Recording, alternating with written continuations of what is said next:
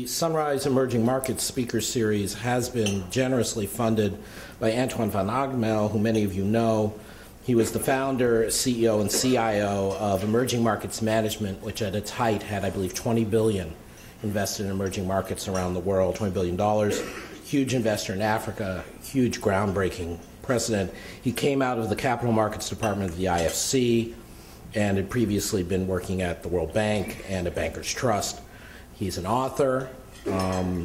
He's a distinguished statesman in some sense and serves on a number of charitable panels. He unfortunately is a trustee of the Brookings Institution. Someday maybe he'll see the wisdom of crossing the street.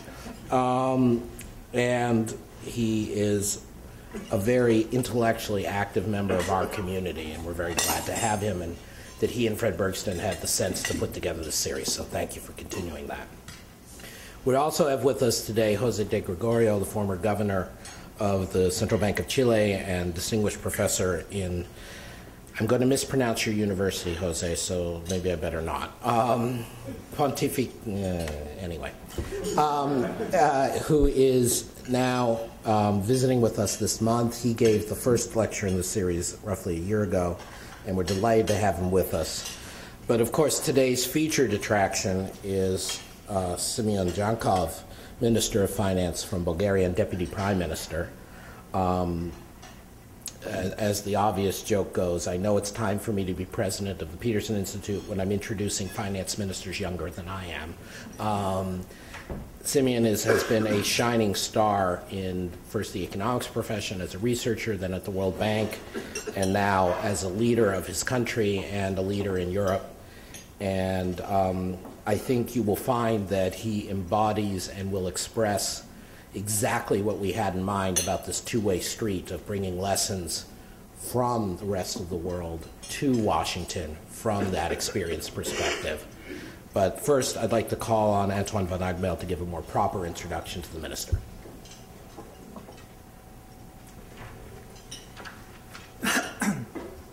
Well, thank you, Adam. I'm absolutely delighted and honored to introduce Simeon Djankov here today. He's exactly the kind of person that Fred and I had in mind when we concocted this idea of this series. He is not only an eminent economist, but he is a practitioner, an accomplished practitioner, being both one of the deputy prime ministers, one of the two deputy prime ministers in Bulgaria, and finance minister. So I really am very delighted to have been able to have him and to have Jose de Gregorio again here, who gave the first lecture in this series. Now, I should say that Minister Djankov is not a stranger to Washington.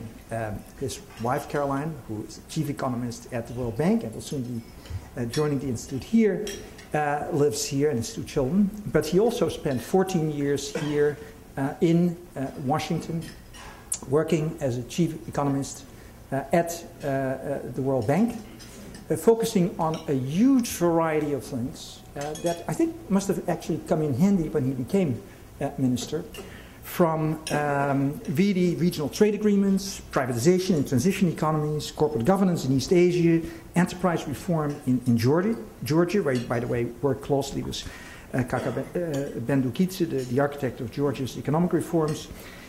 He's also the creator of the World Bank's bestseller, which is the Doing Business report, which, by the way, sells 300,000 copies. You know, I'm sure there are plenty of authors in this room.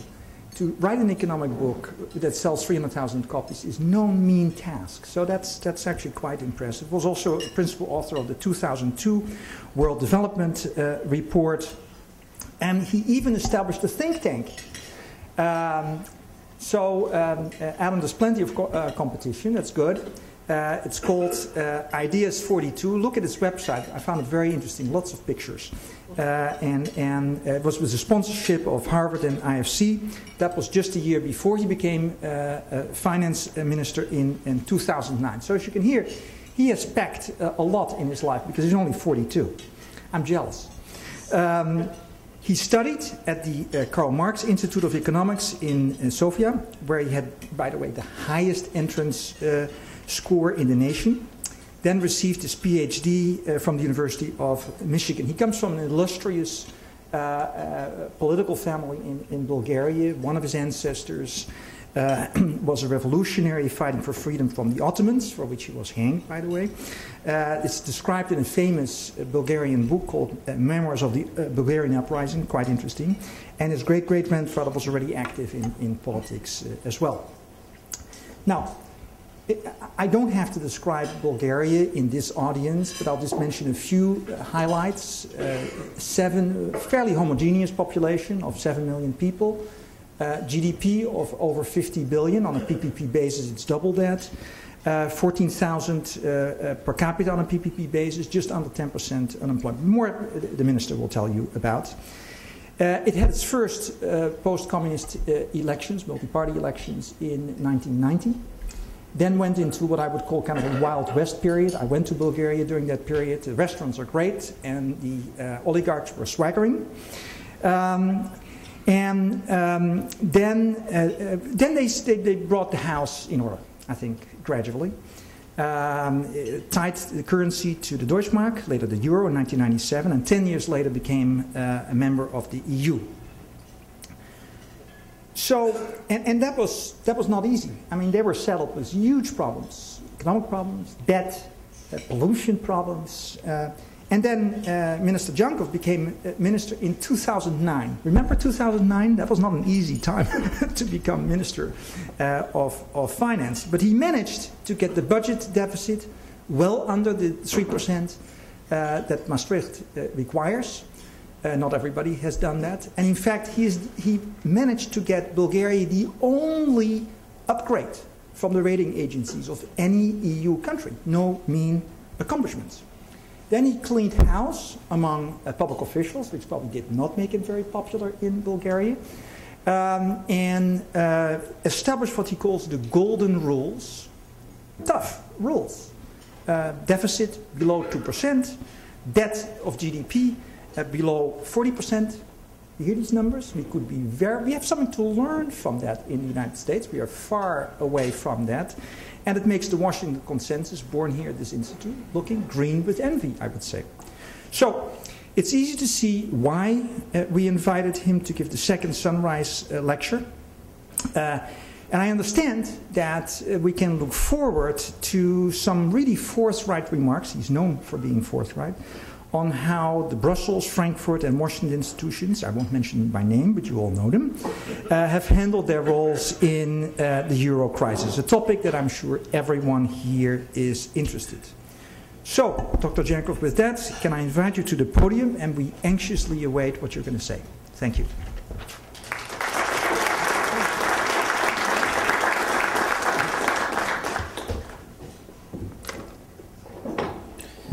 Thank you very much. With this introduction, I can get right into the main point for discussion. I will only mention a few more things about Bulgaria, but most of my talk would not be about Bulgaria, but about the Eurozone and the European Union overall. But to give some credibility to what I'm about to say, much of which is going to be critical about European politicians, international finance institutions, I want to give you a few more facts about Bulgaria. Bulgaria is currently one of only 3 European Union countries that fulfill the so-called Maastricht criteria, which are the criteria for entering the Eurozone. Later in the discussion, I'll give you the other 2 countries. But I'll try that none of these 3 countries are actually members of the Eurozone. Or to put it differently, not a single country in the Eurozone actually fulfills the Maastricht criteria currently, which is a sad comment for any union, but particularly a union where not a single member actually fulfills the criteria for joining that union. So one of 3 countries that fulfills the Maastricht criteria. For the last year, 2012, we have a deficit of 0.45%, which is the third lowest behind Sweden and maybe Germany. We're still chasing Germany for maybe the number 2 spot. Our debt to GDP ratio is below 15%, 14.7%, which is second lowest to Estonia. Another thing, the fact that is useful remembering about Bulgaria, especially useful for investors, we have the lowest tax rate of any country in the European Union, 10% flat tax, both personal and corporate income tax. And as it was already mentioned, about 2.5 years ago, we also managed to push through Parliament a much tougher budget rules law that basically says that in any 1 year, no matter how hard the year is, you cannot have a deficit above 2% and you cannot have a debt to GDP ratio above 40% of GDP. So these are some numbers that basically say, relative to the rest of Europe, Bulgaria has done reasonably well during this crisis. Before entering the discussion on the Eurozone in Europe, let me also tell you a few things about how I started into this work. As was already mentioned, I was for a long time in the US, nearly 20 years, of which the last 15 years at the World Bank and at the IFC, where I was dealing very much with the same type of issues: privatization, banking restructuring, corporate restructuring, crisis management that I thought I would be dealing with when I became finance minister in July of 2009. I became finance minister mostly by accident. I'm one of these accidental politicians, not a member of a political party. Basically went back because I was asked to go and help when a new center-right party was emerging in Bulgaria. And I did it not knowing much about the party or its platform, but basically driven by one emotion, which is I don't like communists. I've never liked communists. And since the communists in their new version, socialists, had taken the previous government, basically I went to fight communists in their new interpretation of socialists.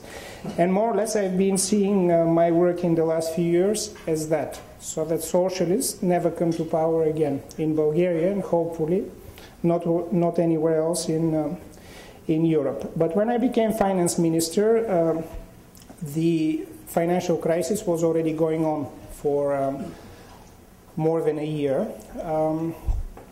And our government came into a situation where basically the crisis had started. During the elections, the previous government pretended that there was no crisis by pumping a lot of money into the economy and hoping that somehow the crisis would become obvious just after the elections. As is usually the case, it became obvious to people just before the elections. So the party that I helped write the political platform won a near majority in parliament. And the socialists have the fewest number of members of parliament ever since the transition to market economy started. So I went there, the crisis was already going on. My first meeting at ECOFIN, the Council of Ministers of European countries, was maybe 2 weeks after that, and I noticed two things which are relevant for what I'm about to say. The first thing, we met in August of 2009. I don't remember much of the meeting other than meeting the other finance ministers, and then at the end of the meeting it was announced that we're not going to meet each other for 2 months because we need to respect each other's vacations. And coming straight out of the IFC at the time, I thought, if in the middle of a heavy crisis you take 2 months to go on vacations, this doesn't bode well for what's about to happen. The other thing that then I noticed is that I was given the CVs of all the other finance ministers, and going back to Bulgaria, I noticed that of the other 26 finance ministers, only 5 had a background in either economics or finance. So put it differently, 21 of 27 finance ministers, this is August 2009, were not financiers, were not economists. They had dealt with agriculture, they had dealt with culture, a number of them. Maybe there is some correlation between culture and finance. There were a number of people who were head of the police forces previously and so on, but very few finance and economics people. And that's important because of the next point I'm about to make, which sounds like this. We basically wasted 3 years, from August of 2009 to September of 2012, basically doing nothing. We met a lot. We've met over 60 times, I think, the finance ministers in this about 3 years. We meet by rule every month, but we had a number of extraordinary meetings during various Greek crises, Portuguese crisis, Irish crisis, Spanish crisis, and so on. And during this time, basically very little was achieved until September of last year. I'll tell you in a minute why I think very little was achieved, but one of the reasons was that people were simply not prepared to handle the crisis. Individually, people were not prepared to handle the crisis. They didn't have the right background. And policy decision process in Brussels was so slow that by the time you reach a decision, some of the ministers is already out of power, so you start again, then the other minister comes, and you need to reintroduce the concepts to him or her. I'm speaking of some of the program countries like Greece, like Romania, like Portugal, and so on. So it basically took about 3 years to just get to a point where you say, the rules for crisis management are relatively straightforward. This crisis is not too much more difficult than previous crises, so let's finally make some decisions. And I'll tell you now some of the good decisions that actually came about starting from September 2012. Then I'll do a retrospective on why it took us so long to get them. So 3 years, August 2009, September 2012, lots of meetings, nothing seriously done. Then September 2012 was a meeting, ironically, in Cyprus. This is one of the so-called informal ECOFINs, Council of Ministers, where you go and you're supposed to really tell what's on your mind. So it's off record, so you can really say what you want. It's not really like that, even if you try. But there, for the first time, we heard not only the French and German speak. I'll come to that in a moment. One of the biggest problems in fighting the crisis in Europe, that somehow everybody had the expectation that France and Germany are going to come up with the solution. And they, most troubling, they themselves had that expectation. So after we meet and discuss what we are going to do, before the next ECOFIN, France and Germany meet somewhere, usually at some last resort, and then tell us from there, just through the media, we have decided on what the solution is. And then we meet the next day. Problem is, there is nothing written, so we actually don't even know what they're going to present to us. But early on we hoped, well, these are serious countries with lots of economies. They must have something smart that they've come up with. By and large, it turns out they didn't. And this was a repeat of several, 4 or 5 different times, I'll mention them in a moment, where basically the French-German duo would come with like some really saving strategy of what's going to happen to the Eurozone, only to discover that it doesn't work, either because it's technically impossible, meaning legally impossible to do what they plan to do, or it just doesn't make sense. But September 2012, Cyprus, very nice weather. Most people went to the beach, maybe that was the informal site, and there was this feeling that unless we do something now, then maybe the rest of the world is going to discover that we are not good for anything. And there was a discussion of what are we going to do so that by Christmas, this was the plan. We are in the middle of September. By Christmas, we need to come up with something, anything. And there was a lot of discussions, the main point of which is something you by now well know, which was the so-called single banking supervisor. It was nothing that we had discussed before. In the previous 3 years, we had a number of other discussions having to do with golden rules, fiscal compact, tax harmonization, competitiveness, and so on. The idea of a single banking supervisor came in June of 2012 last year, but not too seriously, and only in September we thought, well, maybe that can work, and if this works, since the origin of the crisis came through the banking sector, maybe this is going to be something that first we can actually do, and second, the markets are going to believe us that this is an important enough step that it can be seen as Europe finally has its act together. And from September of 2012 to December 16th, I remember, 2012, just in 3 months, we actually managed to have a deal. Nobody thought that this is possible to do, including, I remember, this meeting in middle of December. At the beginning of the meeting, we're meeting each other just a week before Christmas. People are telling us better finish early because we have hunting to go to, shopping to go to, and so on. And suddenly it emerged. Nobody believed it, I think, at first. We are ready to have a deal. And we stayed for over 30 hours in the room and had this single banking supervisor idea set up.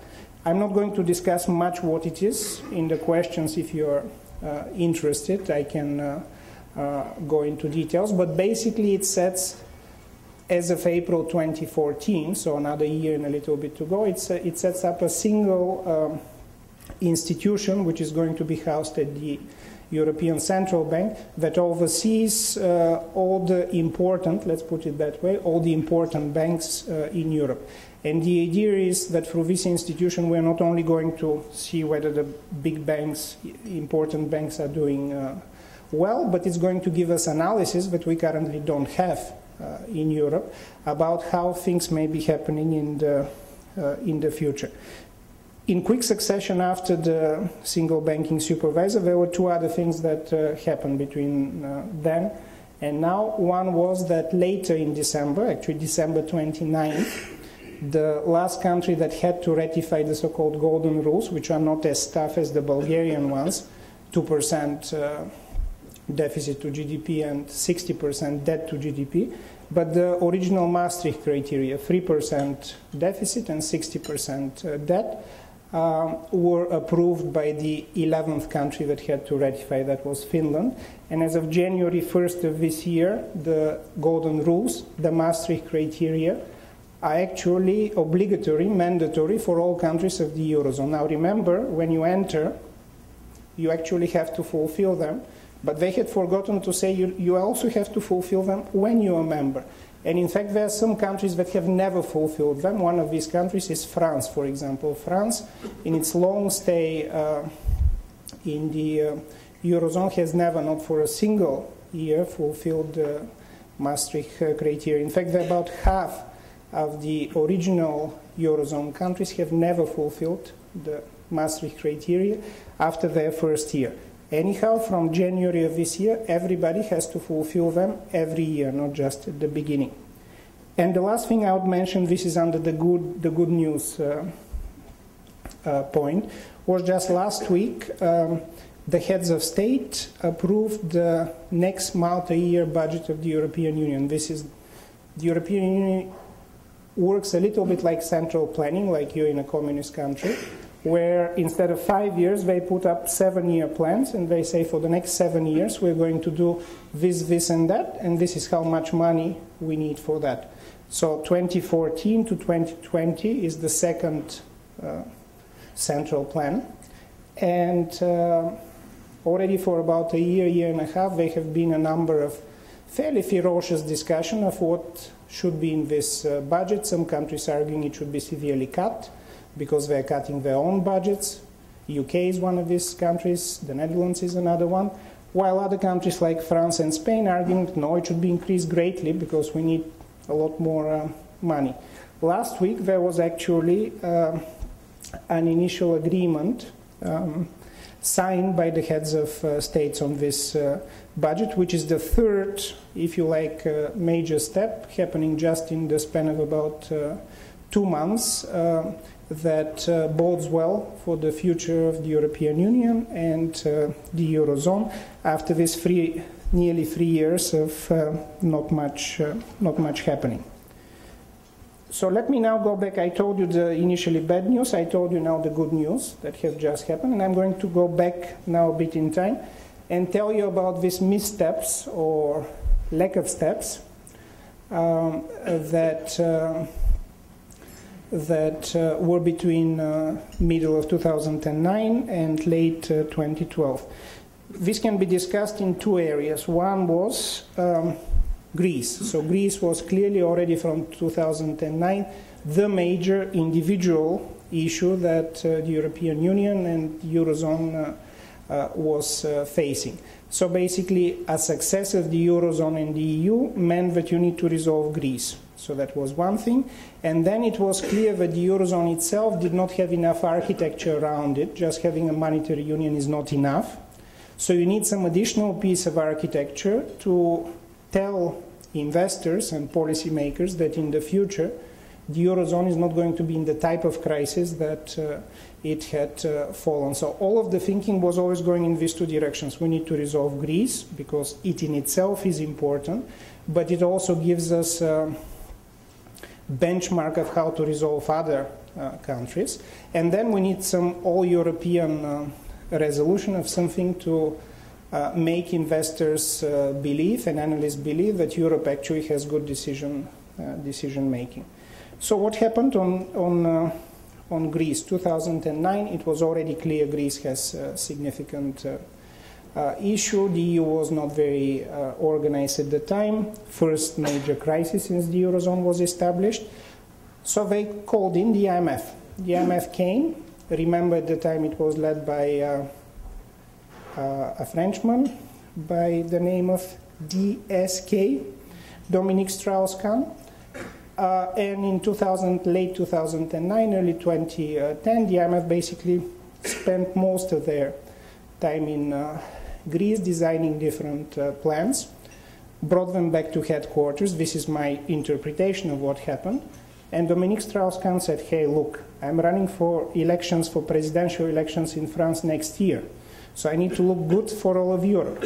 So forget what you're giving me. We're going to give the Greeks a lot of money and hope for the best. And this is essentially what happened in early 2010. Basically, after the IMF did a lot of reform analysis and so on, Dominique Strauss-Kahn told them, I'm going to announce that we're giving the Greeks, I think, 200 billion euro at the time. And we are going to basically tell them that with this money, we're going to revive the economy until the European economy picks up. I think roughly that was the plan. No reform agenda attached to any of this money. Basically spent and hope for the best. Early 2010. Well, Greece was happy, started spending, except that the crisis, not only in Greece, but in the Eurozone overall, was getting worse and worse.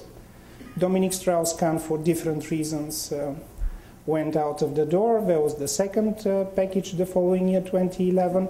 It didn't help either. And then there was the third package late last year, already with a new center-right government, the current Samaras government, that finally started helping right about now. I think from December of last year to February this year, we're starting finally to see some rays of hope for Greece. But basically, and this is one of the things that I would like you to remember from this speech, the first Greece package not only hurt Greece significantly because it basically delayed the necessary reforms there, but I would argue that it lengthened the Eurozone crisis, all of the Eurozone crisis, by at least 2 years. Just this how to put it, lack of discipline and lack of vision of saying no reforms necessary at this point. We may slide, and it's also important for me, Dominique Strauss-Kahn, because I want to be president of France. So let's give them money, and then let's see what happens.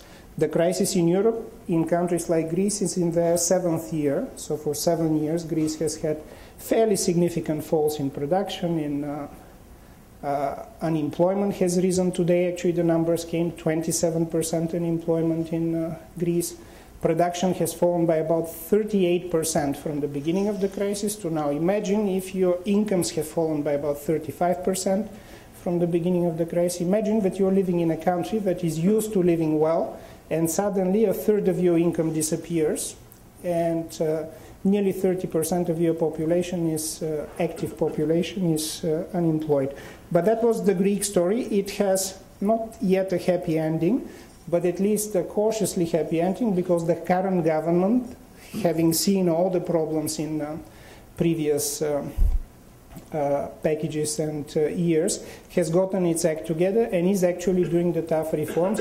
And what is most astounding about that, the population actually, I wouldn't say likes it, but supports it. So the current popularity ratings of the government are somewhere nearly 50%, which means that these reforms actually may work. And more importantly, they show to other countries what is the road, and the road is one. Very tough reforms, hopefully early on. You don't wait for too long to do them, but hopefully they happen. Last point, or last set of points that I'm going to make, is on the all-European solution. I told you the happy end story. It's not yet the end, but the happy end story, the single bank supervisor that is approved and will start working from April of next year. I think that's a very significant step forward. The fact that the next multi-year budget is almost approved and now countries can plan in it. The fact that the golden rules are approved and are now the law in the Eurozone, this is the good story. But there were 3 years in between that there were a lot of different ideas. I mentioned part of the confusion was that you meet first in the context of the 17, at the time 16, then 17 with Estonia Eurozone members. Then you meet at ECOFIN, all 27 of us. Then you agree on some analysis that you need to do, and then you learn the day before the next ECOFIN that France and Germany has suddenly come up with some new idea. And there were several ideas. I just enumerate them for your benefit. Early 2010, there was the so-called Europact, a duo German-French idea that basically said we implement the golden rules, the Maastricht criteria. I'll tell you now the other 2 countries. So it's Bulgaria, Denmark, Sweden, the 3 countries that currently, and not just currently, but for the last 3 years, fulfill the Maastricht criteria. None of them in the Eurozone. But the Europact, early 2010, golden rules, tax harmonization. This is the favorite French idea. We want everybody to have very high taxes. So we have high taxes and we want to impose them on everybody else. So if it depended on the French, they always try to put for tax harmonization, which basically means high taxes. It doesn't mean. At some of the early meetings, I remember I basically raised my hand and said, Bulgaria actually accepts this, and everybody froze since they know our stance on this, if we put the 10% flat tax to everybody, because this is tax harmonization, everybody has a 10% income and corporate tax. Are you fine with that? No, they're obviously not fine, so that idea didn't fly. And tax harmonization, fortunately, not just because of Bulgaria, but because the UK, Ireland, the Scandinavians, interestingly, were opposing it, some of the other East Europeans. But Europact, golden rules, tax harmonization, and social sector reforms. Something to be done in pension reform, something to be done in healthcare reform. That was never written, by the way, so we never got the blueprint of what this was. This was just an idea that was given at a press conference somewhere. 3 or 4 months after that, again a French-German idea, the Euro Plus Pact. So the first clearly didn't work. We don't know why. It wasn't really tried very hard. But the social reforms were dropped because they're too heavy. You cannot seriously do pension reforms. That reduces your popularity. So the social reforms were dropped. And this was the next version, Euro Plus Pact, and 2010.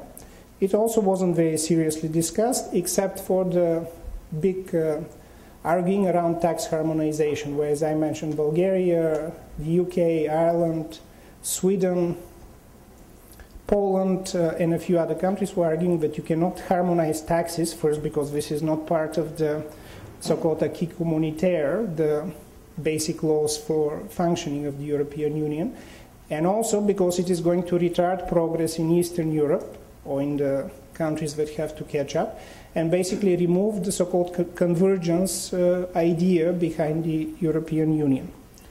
That was discussed, we didn't agree on it. Anyway, Euro Plus. Then in mid-2011 there was Euro Plus Plus. At this point we started wondering whether there is some new catchphrase that would come up, because you see how it goes, Euro Plus Plus Plus and so on. Tax harmonization was dropped and we just remained with the golden rules. And we worked very hard, maybe 6 to 8 months, to argue whether the Eurozone should actually abide by the golden rules, the Maastricht criteria, which may sound slightly stupid if you ask about it. So you have a club that has rules for entering, and now you're basically saying that these rules should actually be followed by everybody.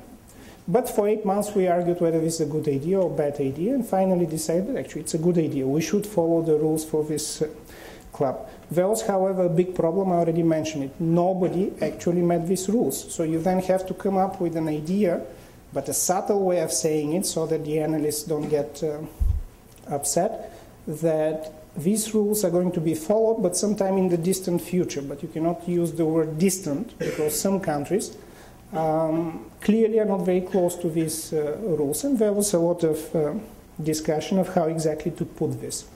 And then came the bright idea, a German idea. If we call it the golden rules, everybody's going to focus on the golden part and they're going to forget the rules. And then the last fifth thing was not called anymore Euro Plus Plus Plus, was called the golden rules. And actually it worked. The media and everybody seemed to focus on the fact that it's great that Europe has golden rules. The US doesn't have golden rules, for example. Japan doesn't have golden rules. China doesn't have golden rules. And this is just great for Europe. It shows how superior we are to the rest of the world.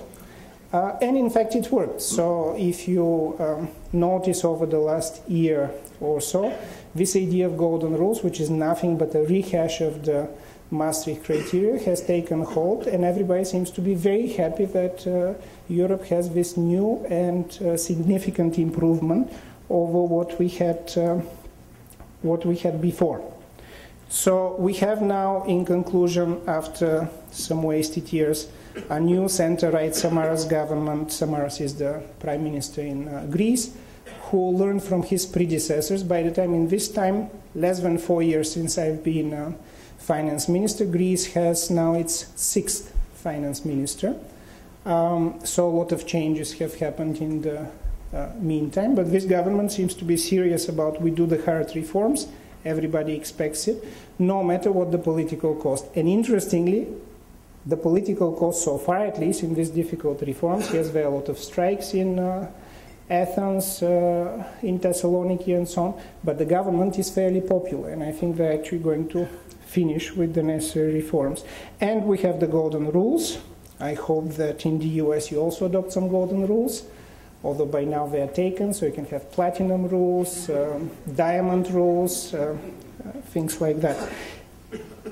In passing, I would mention that somewhere in late 2011, early 2012, the US got seriously concerned, or maybe at least Treasury in the US, seriously concerned, that Europe is actually not getting its act together. And suddenly at these ECOFIN meetings that I mentioned, Tim Geithner and his team started coming.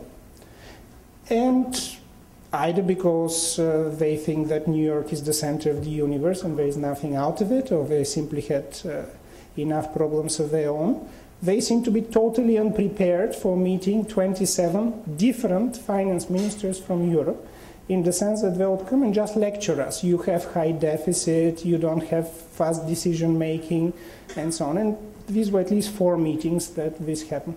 And at first you sort of listen, yeah, this is the US, significant economy, larger than Bulgaria's.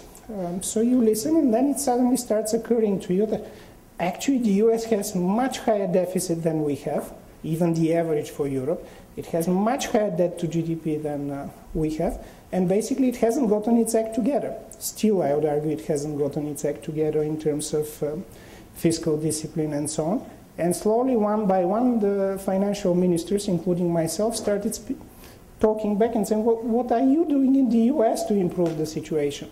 This is just a vignette. There was no answer. There was just a polite of, well, we're bigger than you, so don't take the floor. But anyhow, I'll finish just with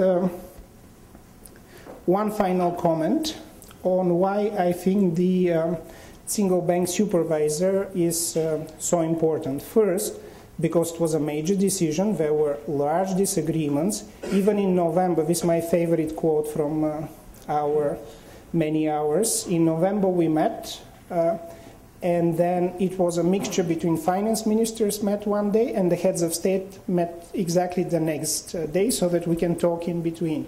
And the Latvian president, this very spunky woman, came very happy out of the meeting and said on TV, "This is my favorite, best meeting because the differences were so large that we'll just laugh and talk to each other about other things." I mean, there were such huge differences in opinion that there was no point basically to argue. This is mid-November. In December, there was another meeting. It was so obvious that we were not going to reach conclusion that the finance ministers called each other and just said, we're not going to waste time to go to Brussels. The heads of state had worse organization. They didn't get the message, so actually they met and didn't do anything. And then in mid-December we met again, and as I told you, in 30 hours of work, we actually managed to do it. It shows first results, so actually Europe can make decisions, even if there are 27 different people around the table. But more importantly for me, and I'll finish with this, it shows already some strategy of where we want to go, because we have a monetary union, the Eurozone, and every country, or nearly every country, is at some point going to enter this monetary union. But other than that, we didn't have anything. Well, now we're going over time to have a banking union. And that banking union, given that the banks are very interrelated in Europe, is going to help not only to manage the banking sector, but also to bring analysis of what's to come, because there is very little analysis in the discussions that we have had so far. That, over time, may bring another idea that the forefathers of the euro have discussed 15, 20 years ago, which is that if you have a monetary union and you have a banking union, they didn't call it that at the time, you are ready to have a so-called European Monetary Fund. I'm not going to discuss the European Monetary Fund. I'm just going to mention that this idea that over the years has been discussed, especially by the Germans and the Italians, now is actually starting to take shape. And I would not be surprised if in 2 or 3 years, Europe is actually going to meet again, hopefully in quieter and more peaceful times, and say we are going to have a European Monetary Fund so that when another crisis starts taking shape, we can together act, and not just in 3 or 4 years, but immediately. Thank you, and I'm ready for your questions.